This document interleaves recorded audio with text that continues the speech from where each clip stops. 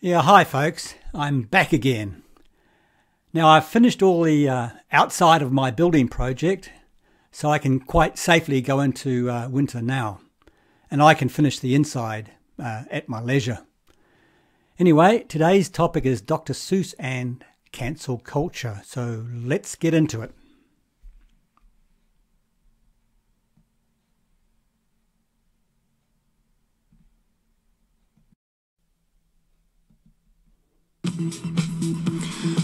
All. The rhyming stories of Dr. Seuss have been favourites of generations of kids across the world, but 6 of his books will no longer be published, his estate calling drawings in them racist, hurtful and wrong. Some fans, though, say the American author is a victim of modern cancel culture. No, it's left-wing cancel culture. You are the problem. Own it. Crystal Norman with this. The Dr. Seuss section looking a bit bare today. This Wellington bookshop has seen a run on the books after 6 were cancelled overnight. The forbidden fiction now in high demand. One customer has placed a large order for lots of Dr. Seuss titles, and so this one is now destined for their box. It might well be that they were worried that all the other books might be pulled as well. If I ran the zoo, among the books the Seuss estate will no longer print. Inside, the African characters are depicted as shirtless, shoeless monkeys. Now that depiction is bad, but somehow this depiction is good.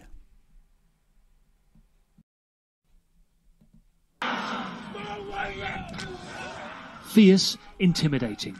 A traditional Maori warrior welcome for the royal couple at Government House in Wellington. Designed to work out whether the British visitors were friend or foe, it was left to the Duke to stare out his host. It was perhaps a good thing that by now Prince George was safely hidden away with his nanny. Yeah, and somehow this is also good. You were the first Māori woman to be Māori Development Minister as well, weren't you? So first again with Foreign Affairs?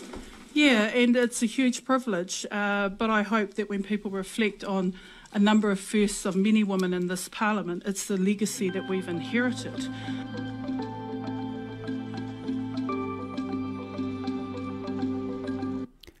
She was first elected to New Zealand's Parliament in 1996.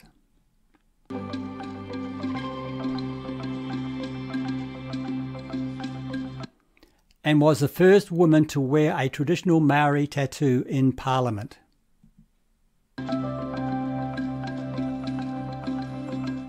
The first country to give women the right to vote, the first country to ensure that we are progressive on issues relating to women. So I follow in the line of a long legacy of firsts for women, and I hope that many other women of Māori descent, mixed descent across New Zealand will see this as lifting the ceiling once again on areas that have been very much closed to us in terms of professional opportunities.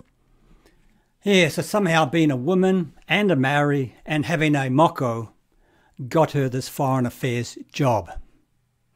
That is the very definition of discrimination and racism. But somehow that is good.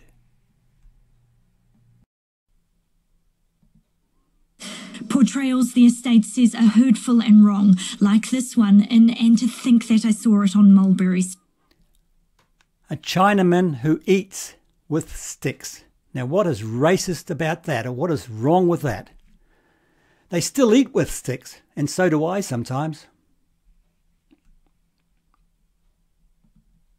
It was written in 1937.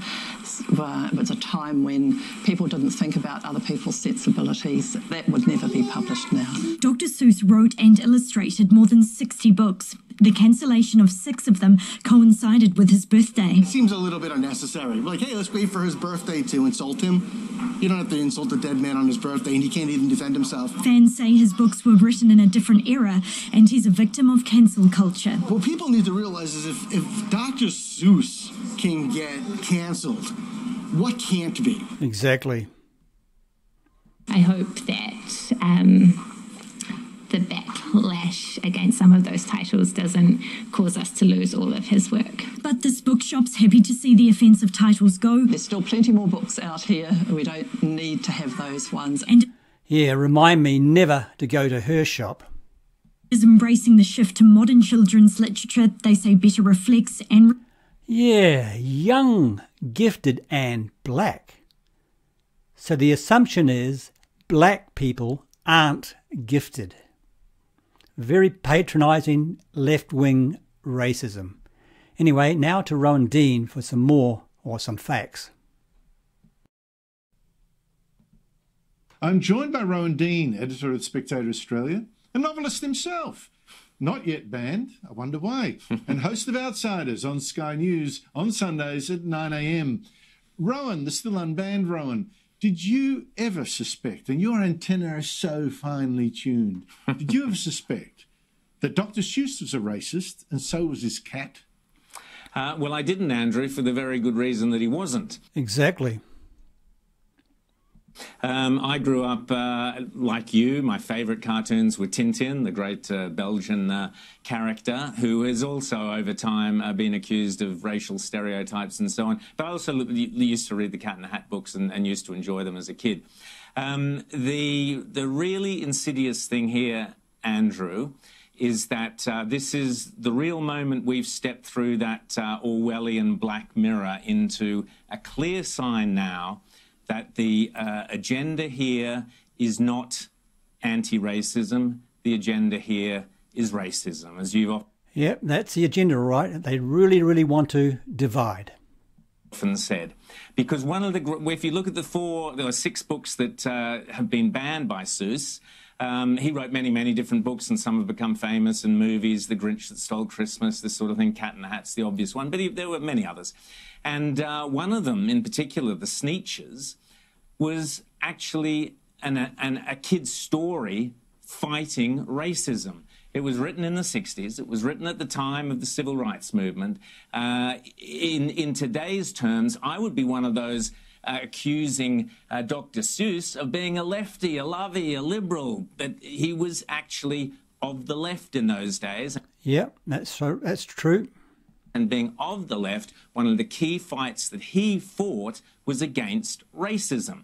And what he did in The Sneetches, which is a story, it's an allegory, if you like, an analogy of these weird characters. All these characters were kind of, you know, odd, caricatures and strange creatures. But this was two creatures that looked identical on some mythical planet somewhere. And the only thing that separated them apart was a tiny little symbol, which happened to be a star. So I don't know if he got that from sort of the 1930s in Germany. Yeah, exactly. Yep, so they had a star on them, but the ones with the stars on them were the goodies, and the ones that didn't have the star, they weren't bad, but they just didn't have what the people with the star had, or the creatures had. And the whole story evolves around who's got the star and who doesn't, and the moral of the story, and they all do everything to try and get the stars, and the moral of the story is it's not about the badge that you wear, it's about who you are as an individual. So this was identity politics being attacked by this guy very, very deliberately, saying different badges, we're not two tribes, we are all the same under the skin, which was precisely the message that Martin Luther King came out with, that the civil rights movement was about, that Kennedy was about, that the whole 1960s left movement, civil rights movement was about. We're not, doesn't matter what our badge is, doesn't matter what the colour of our skin is, doesn't matter whether we're rich or poor, it matters what we are as an individual. Now these clowns, well, they're either clowns or it's deliberate, sinister. Imagine cancelling someone who has pulling. Well, it's worse than that. It's saying let's get rid of the message that we are all the same underneath, because the left now are actually sponsoring division and racism. Exactly. They're sponsoring racism in terms of white privilege, saying, oh, those white people are bad. It's the very story Seuss was telling, they're now banning. I think this is more sinister than just, the usual woke craziness. That's for sure.